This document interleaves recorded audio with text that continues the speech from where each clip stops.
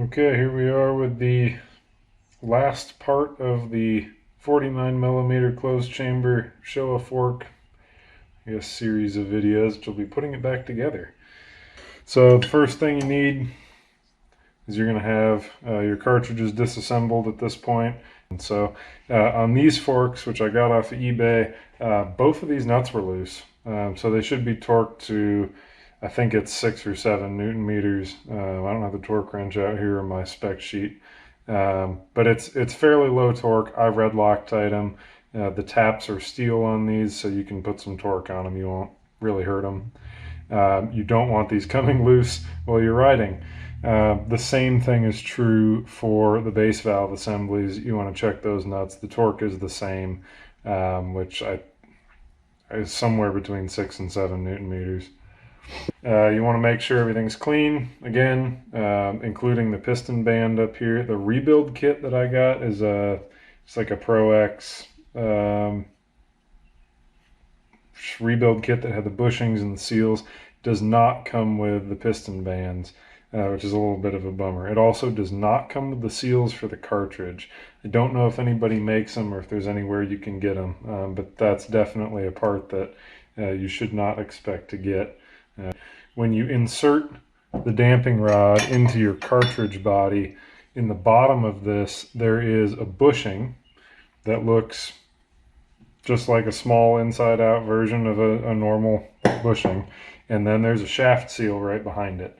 And so any crap that you run through there that's sharp is going to chew those things up, which you don't want, since they are somewhere between hard and impossible to replace. I think originally you would have replaced this whole seal head assembly back in the day, but that's not something you can buy anymore. So I'm going to touch this up where the chrome's lifting, just so it's not an edge I can catch my nail on anymore. Okay, so that's touched up. Normally you would say, oh, the chrome's bad, you either need to re-chrome it or find another replacement. This is not going into an application that's going to bottom out frequently. It's not a dirt bike. So theoretically, at least, you're not going to be running the seal across the very bottom of this, hardly ever. Especially since you got to get through the bottoming cone to get down here. You would hope you would never actually bottom the cartridge out. So generally pretty safe if you've got something just right on the edge there. I did have to add one other part just to my specific build here, which is a little shortening spacer. So I am reducing the droop travel of these forks by 3 inches. So I have a little spacer here that I've made out of PVC. Throw this guy on there. I've got my spacer now.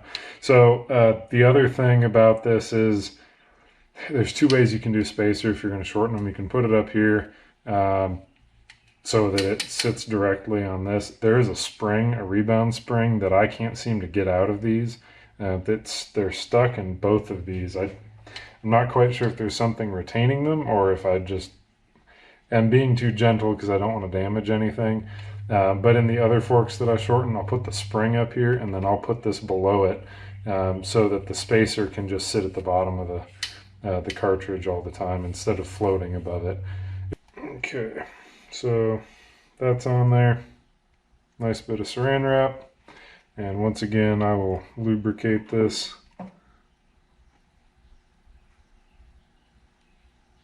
And then it's time to put it in here. Now I have already cleaned the inside of this out very thoroughly before I put the camera on. Again, use that mass airflow sensor cleaner, wipe it all out, blow it out with compressed air.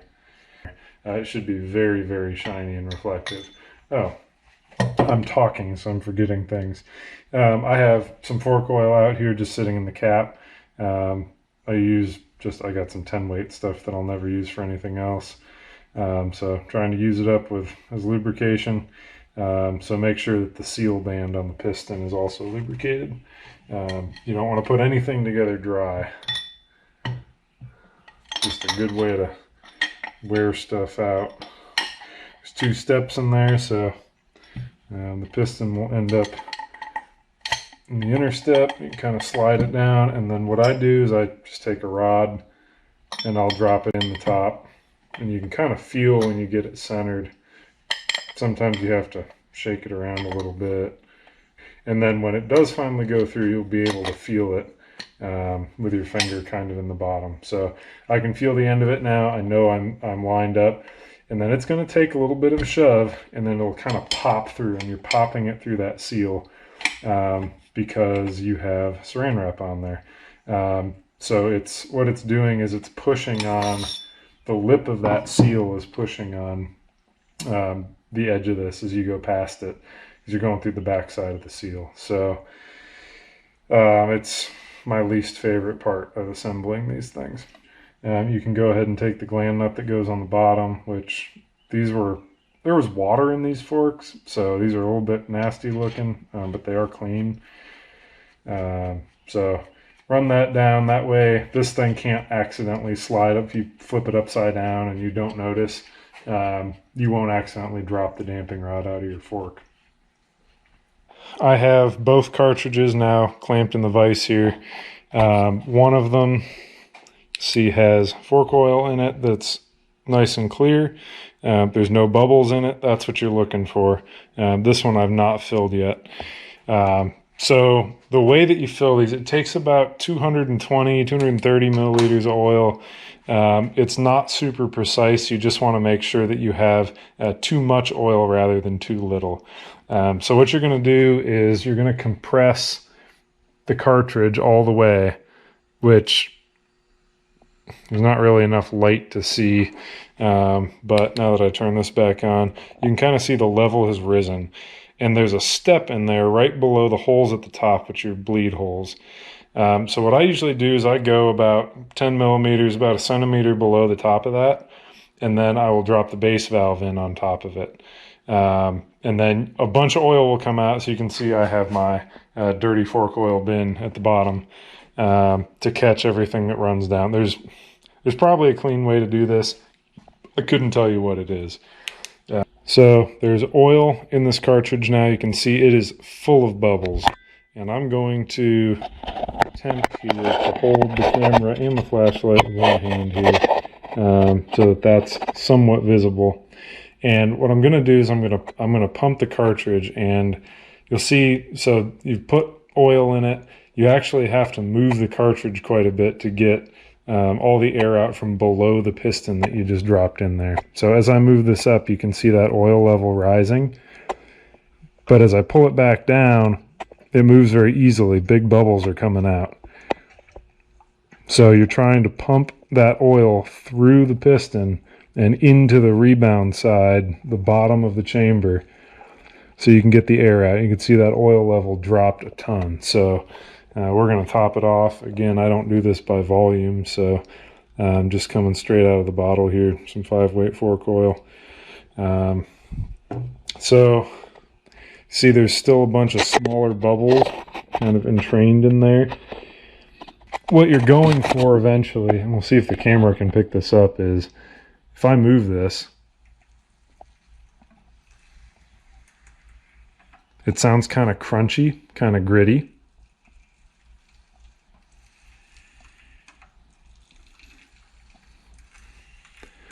And that's air. So that's air moving through the shim stacks, through the holes in the piston, and also through your needle valve, through the clicker assembly. So the one that doesn't have air in it, I'll move that one.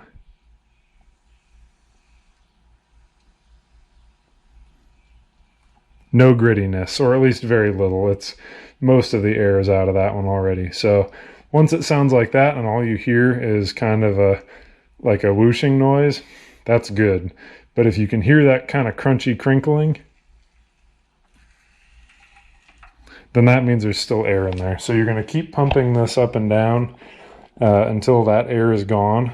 Eventually, pumping it's not going to do much. So you get the big stuff out, and then you're just going to have to let it sit. And usually it takes half an hour or so, but eventually all those bubbles come out, and it looks like that. There's two steps to the diameter here. There's the bigger diameter here, which is what the ICS piston rides in. There's a slightly smaller diameter below that, which is what your base valve piston sits in.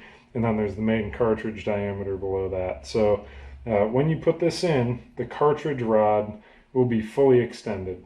or fully compressed rather. So the oil volume is as high as possible to get oil up around this piston before it gets into its bore. And then the ICS piston, as soon as it drops into its bore, it's going to start sealing. So as you push this in, this is going to drop into the cartridge here, and the rod is going to extend because you are pushing oil downwards, right? Some of it's going to bleed past and come out the bleed holes. Most of it's going to try to push that rod downwards.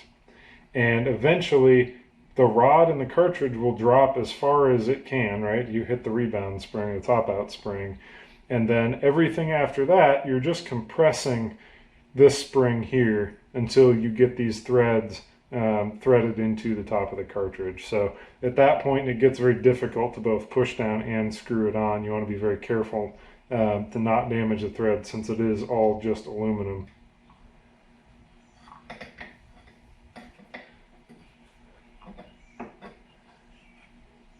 So you can already see oil is coming out, which is good because it means that air is not below that piston. So I'm going to go ahead and start pushing on this, and it's going to bleed. You can hear it bleed a little bit of air and oil past, and then I'm going to release the rod.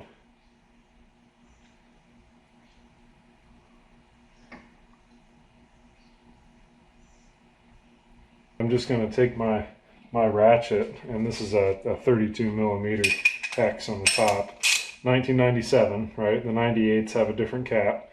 So we'll put this on here, and just that'll let me push down on it and turn it at the same time. So now we have a fully assembled and sealed.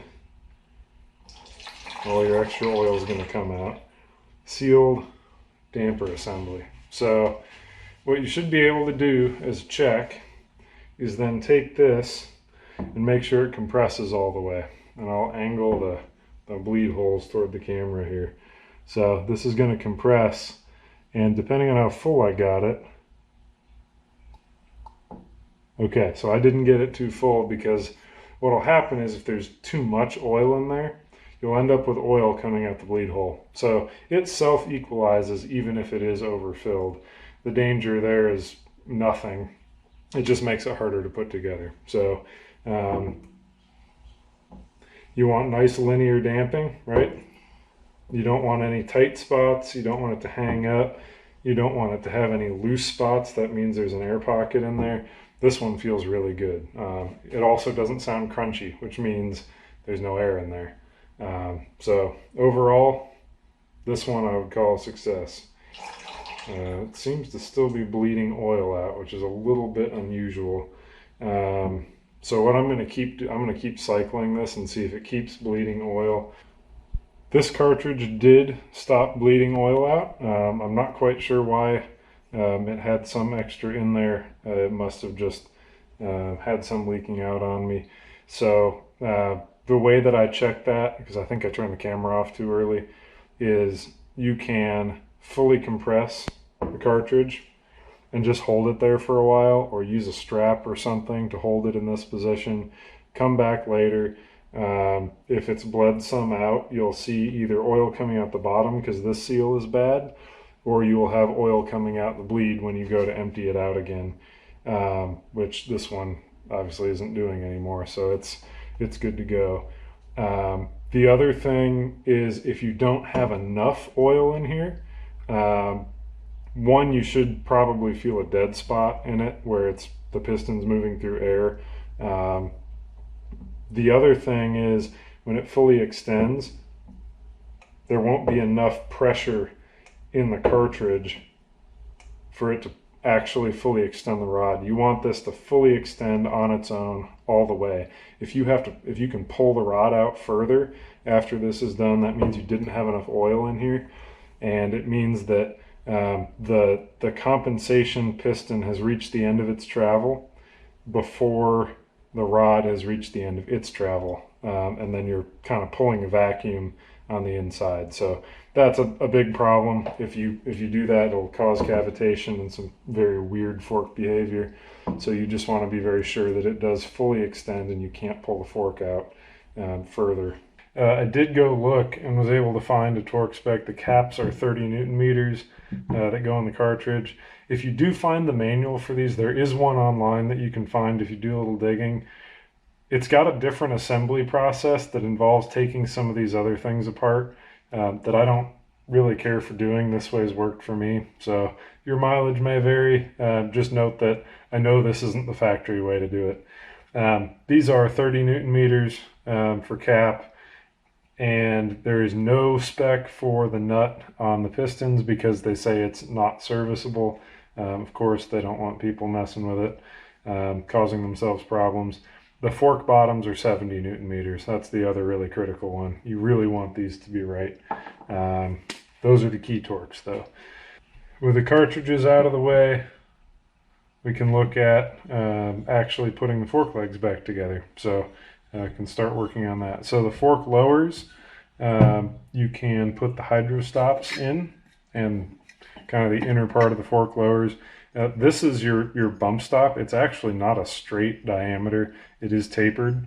So when the forks come close to bottoming out, this slides in here and forms an increasingly tight fit and compresses the oil in this area.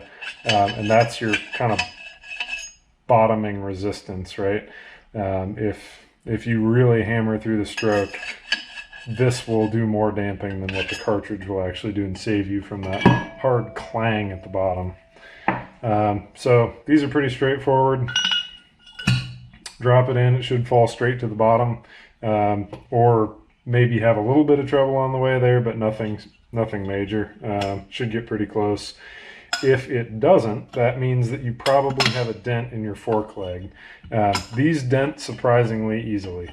When it does make it to the bottom, it will get all the way down to, if I can show this, there's a snap ring in the bottom. It should sit up against that snap ring. So that's how you know that you're that's seated in there.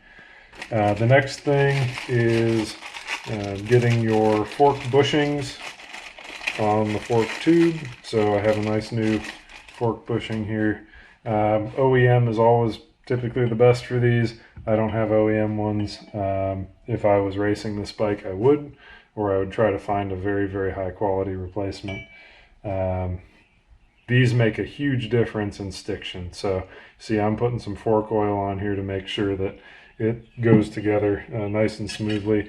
You do want to also clean out the fork tube, the inside of the fork tube, because all the crap that's in there, all the debris from the springs rubbing on the inside, any water that's gotten in there, it all sticks to the inside of this. So get everything as clean as you can and you'll be rewarded with forks that perform very well. So with that bushing on there, the lower bushing, again all lubed up, this can then go into the fork leg.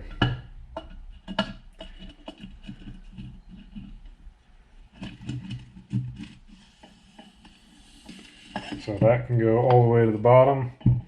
And then the next step is you're going to put the upper fork bushing on. Slide it over the top. And it will drop in there. There's probably some different ways you can do this too. The next thing I do is I go ahead and I put the backup ring on. So this kit came with new backup rings, which surprised the heck out of me. Tusk does make a fork seal installer tool for these. It's a 49 and 50 millimeter, so it's actually a little bit on the large side.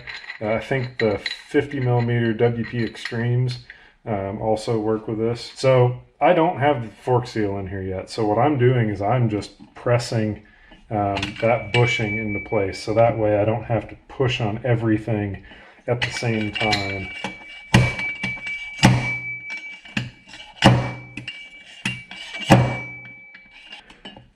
What I may do is just hold this up all the way because there's a recess here, and then we'll try to slide it in where it's not trying to cock itself both on fork tube and on the fork lower.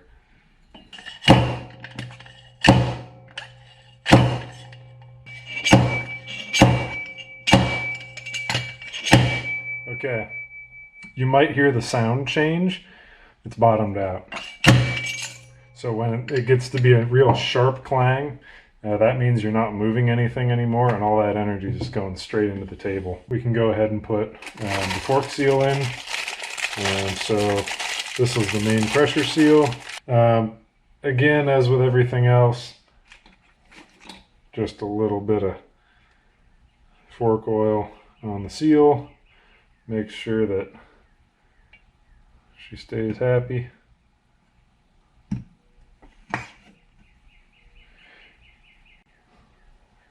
This should go in much more easily than that bushing did, but that'll be famous last words, I'm sure.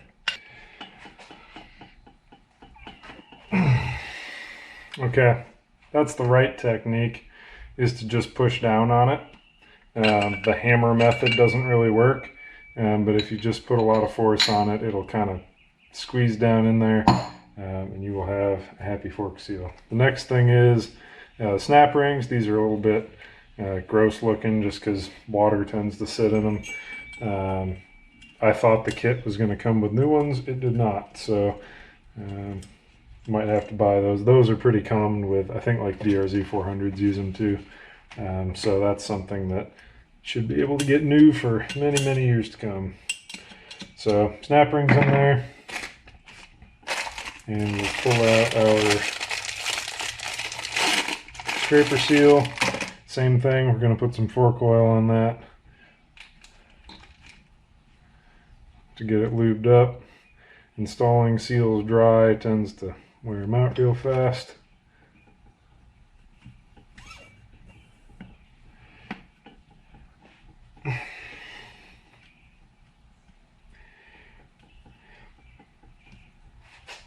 Usually you can get these in by hand, but that one's not wanting to go. My fingers aren't strong enough, so this thing won't sit on there perfectly, but it'll sit on there well enough.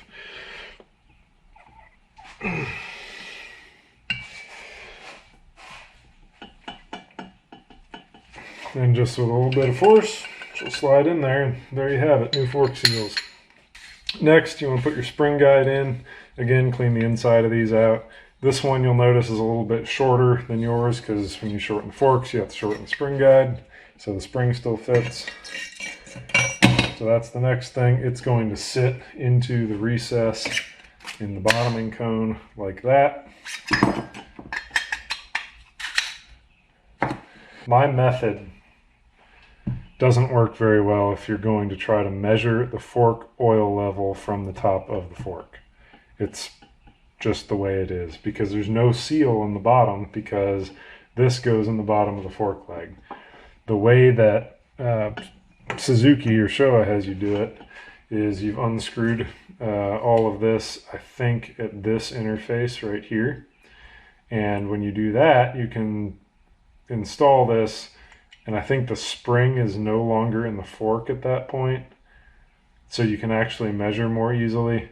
I don't know. I haven't really looked at the factory service manual much, but this is a little bit of the bummer of installing them this way, is you can't fill them with oil. So yeah, the next step is to actually put the cartridge in. And to do that, you're going to stick the fork leg in your vise. One other thing that you may want to do before you actually slide this in there is make sure you get the clicker rod in there, the cross section piece. This piece just slides into the end of the cartridge. You're going to spin this around until you feel it fall in, and then you're all set. And then I'm going to take one of my fork springs,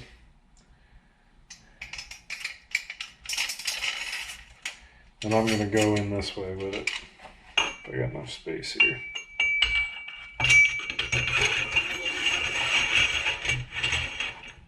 The next piece that needs to go in is the actual fork bottom. This piece has an O-ring on it. You want to lubricate that. so that it can slide in. I also lubricate the inside here because this O-ring on the clicker assembly slides into this. So you just go ahead and do that all at once.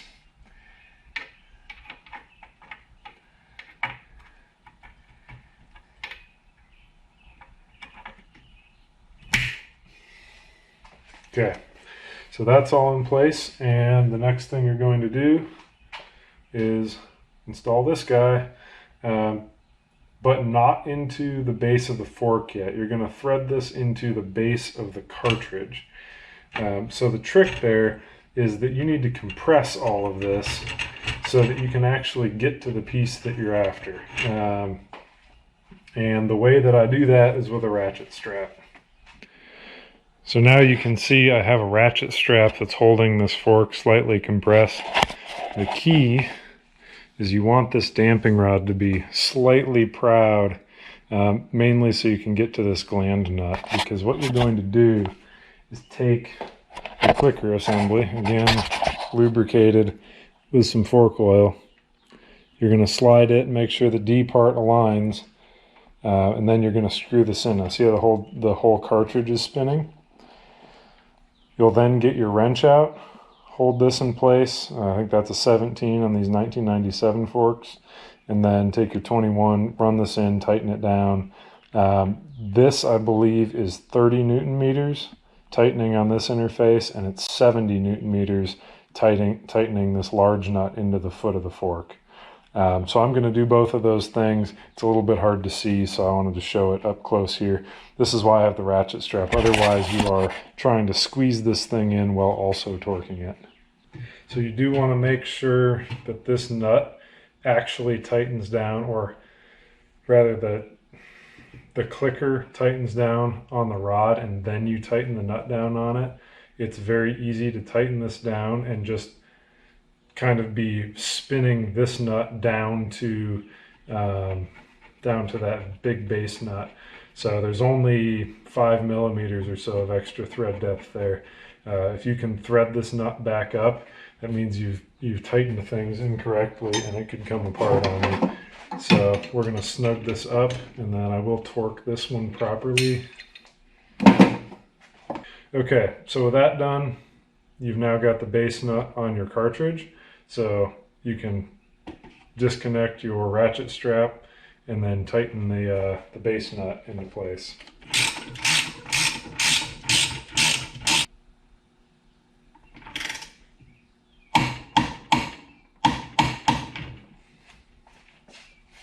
Okay, so you're now all set and ready to put fork oil in the top of your fork. Now, I'm just going to raise the fork tube up to here where you have the largest gap, and then I'll pour fork oil in at that interface, probably with this thing stuck in a vise still, so it's kind of at an angle. And after that, the only other piece of assembly is to tighten down the cap into the fork tube. I believe that's also a 30 Newton meter torque if you want to tighten it. It doesn't really matter, it's got an O-ring on it that does all the sealing rather than just by tightening it. So that's that. With that, you have a fully assembled Showa closed chamber 49mm fork.